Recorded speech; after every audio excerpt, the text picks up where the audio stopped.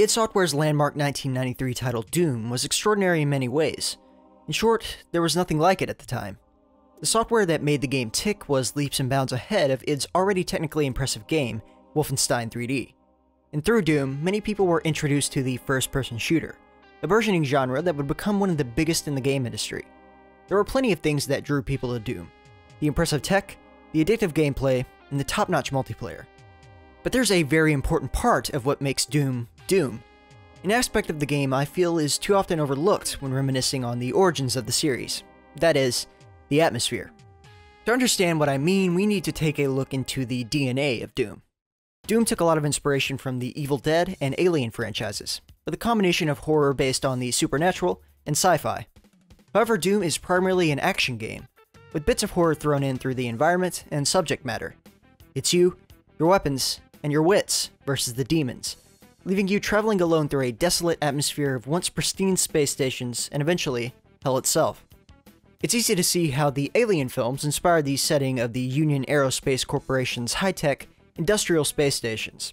Dimly lit corridors with flickering lights and impressively utilitarian architecture are commonplace in the UAC. It's both beautiful and terrifying. The Evil Dead's influence can be seen in the B-movie-esque horror that at times is suitably disturbing, and at others somewhat goofy. These were the building blocks of Doom, the foundation on which John Carmack's new game engine and id Software's creative work would take shape and flourish. From there, it was up to id Software co-founder, creative director, and designer Tom Hall to take these influences and shape them into something new, something compelling. He got to work on a document that would eventually become known as the Doom Bible, containing his ideas for the story and gameplay of Doom. Not much of the Doom Bible managed to be translated into the final game, with the story draft by Hall being much more in-depth than what ended up being released. The Doom Bible also proposed multiple playable characters, each with their own backstories and individual playstyles. While Doom's development began following rather closely to what was defined in the document, it soon began to deviate, evolve, and take shape into a more action-oriented game, placing the story on the back burner and allowing the environment and atmosphere to communicate these aspects. This led to tensions arising between Hall and Carmack, who often butted heads on what creative direction the game should take. Needless to say, Carmack's idea won out, with Hall leaving id Software in 1993 to pursue other work. Despite how little of the Doom Bible made it into the game, it did have a huge influence over the feel of the project. That, at the very least, was carried over. Doom was dark, foreboding, and incredibly immersive. Of course, every aspect of Doom contributes in part to this immersion, but it's the feeling of being stalked, hunted, and incredibly alone in a bizarre environment that does wonders for the immersion.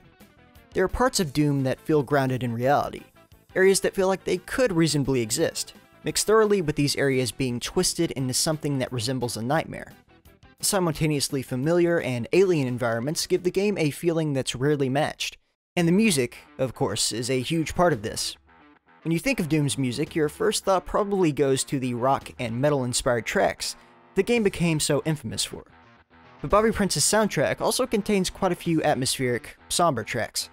Let's listen to a few.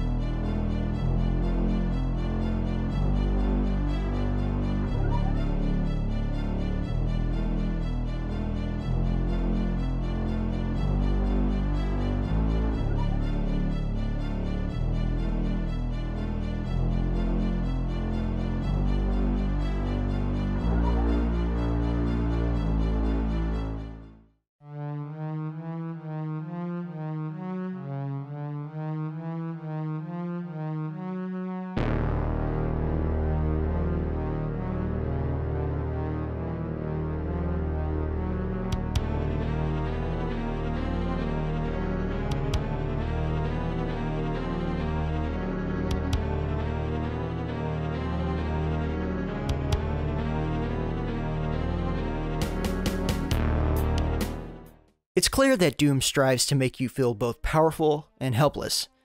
The duality of opposing themes is all too common in Doom, and something that I believe gives it its unique feel.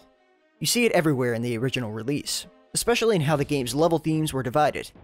Doom is split into 3 episodes: Knee Deep in the Dead, The Shores of Hell, and Inferno, with each episode being 9 levels long, taking into account the additional secret level. The first episode takes place on Phobos, one of the moons of Mars, almost exclusively inside the various space stations dotted across the environment. The demons have obviously made their presence known, with gourd bodies strewn across each level. However, the architecture and design in each location largely remained your standard UAC fare. Things begin to take a shift in the Shores of Hell, taking place on the second moon of Mars, Deimos. Here we can see the UAC design slowly being overtaken with nightmarish designs and tortured humans littered throughout. I consider the Shores of Hell a pretty even mix of both man-made and hellish environments. Finally, there's Inferno, taking place deep within Hell itself. This is where the game goes all out, with twisted trees, walls made of stone and what appears to be flesh, gargoyles and hanging bodies, the ground made of tentacles, and walls filled with the twisted faces of tortured souls. This is where the demons lurk, and it's through the environment that the game makes sure you know it. Of course, we can't forget ports of Doom. There are quite a few, with most replicating the PC version to the best of their ability. However, there's one port in particular that stands out for its use of atmosphere: the PlayStation version. The PS1 release of Doom, often considered the best Doom port of its time, was developed by Williams Entertainment and released on the platform in 1995, containing a mix of levels from both Doom and Doom 2. This game took a simple but highly effective approach to changing the atmosphere of the game, altering the lighting by adding a colored lighting system and darker sectors overall, and giving the game an entirely new soundtrack by Aubrey Hodges. This new soundtrack was heavily ambient, with a focus on horror and dread. Let's listen to a few tracks.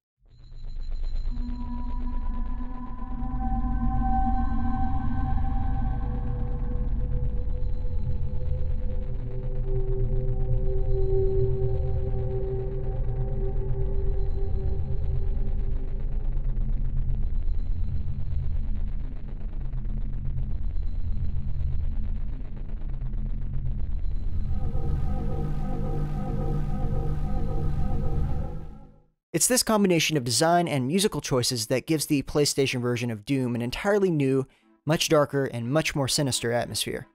This port of the game proved that Doom could excel with an emphasis on horror or action, and it was up to the developer as to which they chose to emphasize more.